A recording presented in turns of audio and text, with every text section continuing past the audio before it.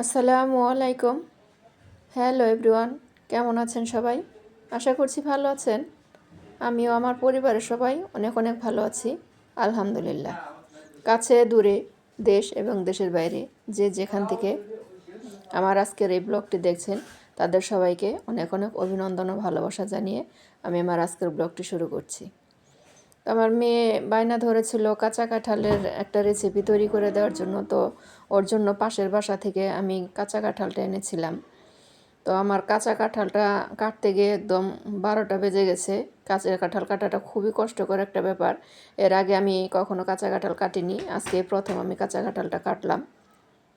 তো খুবই কষ্ট হচ্ছিল, মানে খোসাগুলি ফেলতে এত শক্ত ছিল যে হাত আমার কেটে যাওয়ার অবস্থা হয়েছিল। আর প্রচুর পরিমাণ কষ কাঁঠালের মধ্যে, অনেক বেশি হাত এবং বটি সব কিছু আঠালো হয়ে গিয়েছিল। এগুলি পরিষ্কার করতেও কিন্তু আমার অনেক বেশি কষ্ট হয়েছে।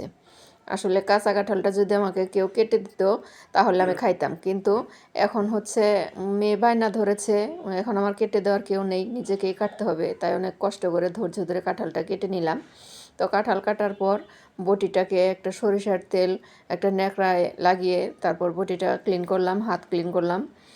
তারপর আবার সেই তেল বটি থেকে ছাড়ানোর জন্য একটু ভীম লিকুইড দিয়ে বটিটা পরিষ্কার করে দিয়ে আমি এখানে বসে গেছি মাছ কাটার জন্য। আমি আবার বাজারে গিয়েছিলাম, কাঁঠালটা কাটার আগে আমি বাজারে গিয়েছিলাম। বাজারে গিয়ে আমি কিছু মাছ এনেছি, বড় মাছ ছোট মাছ, আমি সব ধরনের মাছ এনেছি। আমি বড় মাছ খেতে পারি না, গন্ধ করে। বড় মাছ আমার খুব বেশি পছন্দ না, আমি একদমই খাই না বড় মাছ। তো আমার নিজের জন্য আমি কিছু ছোট মাছ এনেছিলাম। তো এই ছোটো মাছগুলি আমি কাটছিলাম, যদিও সবগুলি মাছ আমি নিজেই কেটেছি। তো সবগুলো তো আর দেখানো হয়নি, এখানে ছোটো মাছটাই আমি দেখাচ্ছি। আমি সব মাছই নিজের হাতে কেটেছি।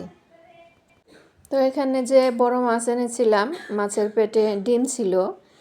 ডিমটা আমার মেয়ে বলেছিল আর কি, আম্মু বাজারে গেলে তুমি ডিমওয়ালা মাছটা নিয়ে আসবে, আমি মাছের ডিমটা ভাজি খাবো। তো ওর কথা মতো একটা ডিমওয়ালা মাছ এনেছিলাম। বাজারে গিয়ে দেখি অনেকেই ডিমওয়ালা মাছ নিতে চায় না, বেছে বেছে রেখে যায়, ডিম হয়েছে বলে সে মাছ আর কিনে আনে না। কিন্তু আমি ডিমওয়ালা মাছটাই কিনে আনলাম। মাছওয়ালাকে যে বলেছিলাম যে যে মাছটার পেটে ডিম আছে সেই মাছটাই আমাকে দিবেন। তো মাছওয়ালা ভাইটাও ভালোই ছিল, সে আমাকে বেছে বেছে যে মাছটাতে ডিম ছিল সেই মাছটি আমাকে দিয়েছে। আমার দুই মেয়েই, বড় মেয়ে ছোটো মেয়ে, ওরা দুজনেই মাছের ডিম ভাজিটা খেতে অনেক বেশি পছন্দ করে। তো ওদেরকে আমি বিভিন্নভাবে চিচিঙ্গার সাথে আলুর সাথে বিভিন্নভাবে ওদেরকে আমি মাছের ডিমটা ফ্রাই করে দিই, ওরা এটা অনেক ভালোভাবে খায়। তো এখানে আমি মাছগুলি কেটে বেছে পরিষ্কার করে তারপর সব মাছগুলো প্যাকেট করে ফ্রিজে রেখে এখানে আমি চলে এসেছিলাম দুপুরের রান্নায়। তো আজকে দুপুরে রান্না করব আমি গরুর মাংস, বেগুন ভাজি, আর যে ছোটো মাছগুলি কিনেছিলাম, আমি যেহেতু বেগুন ভাজি খাবো না, আমার জন্য ছোটো মাছগুলিকেও একটা ভাজি করব। গরুর মাংসটা এখানে রান্না করার জন্য আমি চুলায় প্যান বসিয়ে পেঁয়াজ রসুন এগুলি আমি একটু হালকা করে ভেজে নিচ্ছি। তারপর একে একে আমি সব মশলা দিয়ে মাংসগুলি কষিয়ে নেব। এ পর্যায়ে আমি আপনাদের কাছে ছোট্ট একটি অনুরোধ করি, আর সেটা হচ্ছে আমার এই ছোট্ট চ্যানেলটি আপনারা সাবস্ক্রাইব করে আমাকে আপনাদের পাশেই রাখবেন। আর সাবস্ক্রাইব করে পাশে থাকা বেল বাটনটি অবশ্যই চেপে দেবেন, আর একটি করে লাইক করবেন। অবশ্যই কমেন্ট করে আমাকে আপনাদের মূল্যবান মতামতটি জানিয়ে যাবেন। এই ভিডিওগুলো হচ্ছে শুক্রবারের ভিডিও সবগুলোই। শুক্রবার মানেই একটু ব্যস্ততা বেশি, কাজের চাপ বেশি, একটু ঝামেলা বেশি। তো আমার শুক্রবার হলে নিজেকেই বাজার করতে হয়, নিজেকেই সব কাটাকাটি করতে হয়, মাছের বাজার, মাংসের বাজার, সবজি বাজার সব কিছু নিজেকেই করতে হয়। আবার সব কিছু কাটাকাটি করে সব সুন্দরভাবে আবার ফ্রিজে গুছিয়ে গুছিয়ে রাখতে হয়, এগুলি অনেক ঝামেলার একটা কাজ। তো সপ্তাহে একদিনে আমি পুরো সপ্তাহের জন্য মাছ মাংস এগুলি কেনার চেষ্টা করি। আর এই একদিনেই আমি এই পুরো সপ্তাহের বাজার একদম সুন্দরভাবে গুছিয়ে নিই। তো এক সপ্তাহে আমার আর বাজার করার বা মাছ মুরগি কাটার কোনো ঝামেলা কোনো কিছুই থাকে না। আবার অনেকেই আছেন যারা 1 মাসের মতো মুরগি বা মাছ একদম এনে নেয়, তারা একদম মাসে একদিন এই ঝামেলাগুলো করে সারা মাস একদম ঝামেলা ছাড়া থাকে। কিন্তু আমার কাছে মনে হয় যে মাছ বা মুরগি এটা যদি বেশি দিন ফ্রিজে থাকে কীরকম একটা যেন গন্ধ আসে, খেতে ভালো লাগে না। তো সেই জন্য আমি 1 সপ্তাহের জন্য বাজার করি, 1 মাসের বাজারটা করি না। এত গরুর মাংসটা কষানো যখন শেষ পর্যায়ে চলে এসেছিল তখন আমি কিছু আলু আর কিছু রসুন দিয়ে বেশ ভালোভাবে কষিয়ে নিলাম। আর কষানোর পর অবশ্যই আমি এখানে গরম পানি দিয়ে দিয়েছি। গরম পানিটা দেওয়ার কারণ হচ্ছে এই মাংসটা ভালোভাবে সেদ্ধ হয়ে যায় আর গরুর মাংসর স্বাদটা অনেক বেশি বাড়িয়ে দেয় গরম পানিটা অ্যাড করে দিলে। তো আপনারাও চেষ্টা করবেন গরুর মাংসটা বা যে কোনো মাংসই যখন রান্না করবেন অবশ্যই গরম পানিটা দিতে। তো গরম পানি দিয়ে আমি বসিয়ে রেখে পাশের চুলায় একটি ফ্রাই প্যান বসিয়ে তাতে আমি কিছু মাছ ভেজে নিচ্ছিলাম। আর এই মাছগুলি ভাজা হয়ে গিয়েছে, এখন আমি এই মাছগুলিকে নামিয়ে নেব। গরম পানি দিয়ে ঝোল দিয়ে রেখে পাশের চুলায় মাছগুলো ভাজা হতে হতেই আমার কিন্তু মাংসটা হয়ে গিয়েছিল। যেহেতু গরম পানি দিয়ে আমি ঝোল দিয়েছি তাই মাংসটা হতে আর আমার কোনো সময় লাগেনি। এখন আমি মাংসটাকে নামিয়ে নেব। আর মাংসটা নামিয়ে নেওয়ার জন্য তার আগে আমি কিছু মশলা এখানে ব্যবহার করেছি। সেগুলি হচ্ছে গরম মশলার গুঁড়া, গরুর মাংসের মশলা আর হচ্ছে ভাজা জিরার গুঁড়া, এগুলি উপর দিয়ে ছিটিয়ে দিয়ে তারপর কিছুক্ষণ নাড়াচাড়া করে আমি এখানে মাংসটাকে নামিয়ে নিচ্ছি।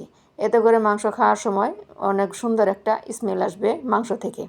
যে মশলাগুলি ব্যবহার করছি সেই মাংসের স্মেলটাই ছড়িয়ে পড়বে পুরো মাংসতে, এতে করে খেতে অনেক বেশি টেস্ট হবে।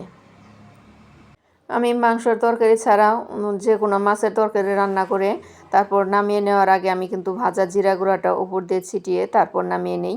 এতে করে মাছের তরকারি থেকে অনেক সুন্দর একটা ঘ্রাণ বের হয়, সেটা কিন্তু তরকারি খেতে গেলে অনেক বেশি ভালো লাগে। তো আমি মাংসটা নামিয়ে নিয়ে তারপর আমি এখানে বেগুনগুলি ভেজে নিচ্ছিলাম। আমার বেগুনগুলিও এখন ভাজা হয়ে গিয়েছে। তো এখন আমি এই বেগুনগুলিকে নামিয়ে একটা সাইডে রেখে দেব। তো আমি এখানে অফ ক্যামেরাতে দুপুরে খাওয়া দাওয়া গোসল নামাজ সব শেষ করে বিকেলের দিকে মেয়ে বলছিল আজকে ছুটির দিন, আম্মু চলো একটু বাইরে ঘোরাঘুরি করতে যাব। ছুটির দিনে সবাই বাইরে ঘোরাঘুরি করতে যায় আর আমরা তো কিছুদিন হলো বাইরে যাই না। তো মেয়ের আবদার পূরণ করার জন্য মেয়েকে নিয়ে একটু ঘুরতে বের হয়েছিলাম, গিয়ে একটা মেলায় গিয়েছিলাম। সেখানে এই মেলার কিছু ভিডিও ধারণ করেছি, সেটি আপনাদের মাঝে তুলে ধরছি। এই মেলাতে যে জিনিসগুলো আমি দেখেছি তার সবগুলোই হচ্ছে হাতে তৈরি করা হোমমেড সব জিনিসপত্র। যেখানে যে থ্রি পিসগুলো দেখতে পাচ্ছেন এগুলিও কিন্তু হাতে তৈরি করা। তারপর এখানে যে জুয়েলারিগুলি দেখতে পাচ্ছেন এগুলি হচ্ছে অষ্টধাতুর রিং, অষ্টধাতুর চুড়ি, অষ্টধাতুর ব্রেসলেট। এখানে কিন্তু সব কিছুই মানে বেশিরভাগ কিছুই অষ্টধাতুর, আর কিছু আছে গোল্ড প্লেটের, কিছু আছে সিটি গোল্ডের। আর তার পাশের দোকানটিতে আমি গিয়েছিলাম, সেখানে গিয়ে দেখতে পারলাম কিছু জুয়েলারি, সেখানে কিন্তু এই জিনিসগুলো হাতে তৈরি করা। এখানে যে চুড়িগুলো তৈরি করা হয়েছে, যে জুয়েলারিগুলো তৈরি করা হয়েছে এগুলি মাটির প্লাস হাতে তৈরি করা। যিনি এইগুলি তৈরি করেছেন আমি তার সাথে কিছুক্ষণ কথা বলছিলাম, সে বলেছে সে নিজেও কিছু তৈরি করেছে আর কিছু লোক নিয়ে তৈরি করেছে। এতগুলি তো আর নিজের হাতে একা তৈরি করা সম্ভব হয় না। তো এখানে কিছু লোক নিয়ে তারা তৈরি করেছে, আর যিনি এখানে দোকানটা দিয়েছেন তিনি নিজেও হাতে তৈরি করেছেন।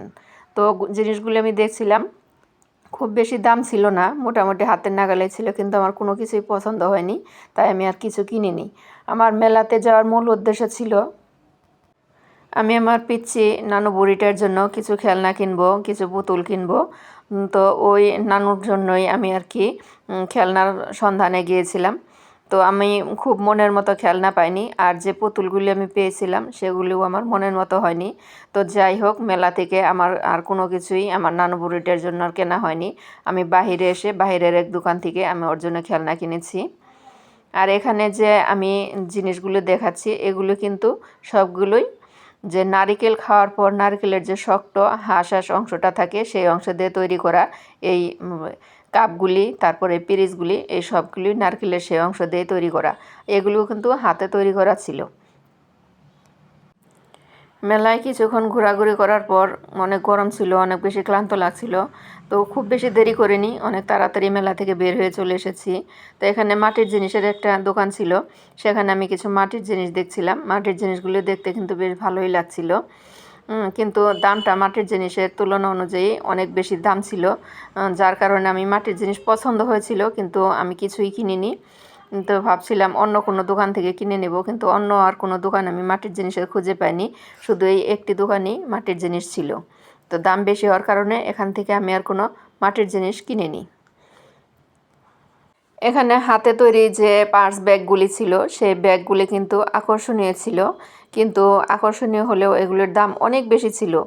যে দাম চাচ্ছিল জিনিসের তুলনায় দামটাই অনেক বেশি ছিল। এখানে কুকারেজ কিছু জিনিস ছিল, এই যে ফ্রাই প্যানগুলো দেখতে পাচ্ছেন, এগুলি একদমই এগুলিতে কোনো কাজ করা যাবে না। এগুলিতে কালাও উপরে পাতলা একটা প্রলেপ দেওয়া, এখানে কিন্তু কোনো কিছুই কাজ করা যাবে না, এখানে রান্না করা যাবে না। এই তো আমি কথা বলতে বলতে ভিডিওর শেষ পর্যায়ে চলে এসেছি। এখন আমি বিদায় নেব। এখন আমার বিদায় নেওয়ার পালা। যে যেখানে আছেন সুস্থ থাকবেন, ভালো থাকবেন। সবার জন্য অনেক অনেক শুভকামনা এবং দোয়া রইল, এবং আমার জন্য অনেক বেশি দোয়া করবেন, আমি যেন আপনাদের মাঝে অনেক ভালো ভালো সুন্দর সুন্দর ভিডিও আপলোড করতে পারি। ভালো থাকবেন, সবাই সুস্থ থাকবেন। আল্লাহ হাফেজ। আসসালামু আলাইকুম।